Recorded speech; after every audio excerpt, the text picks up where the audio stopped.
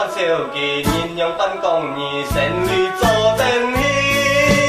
人家講本身成女安笑意，總有切家愛內心啊做可以。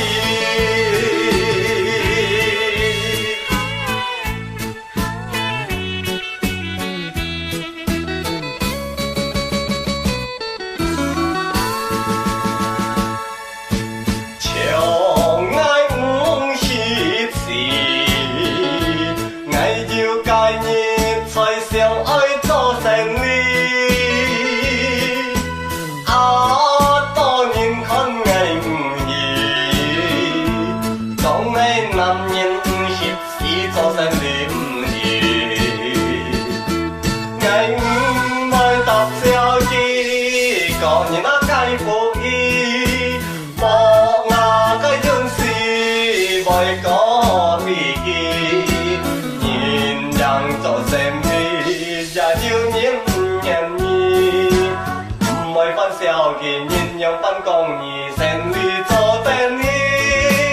人家講本身成女安笑意，總有切家愛內心啊做可以。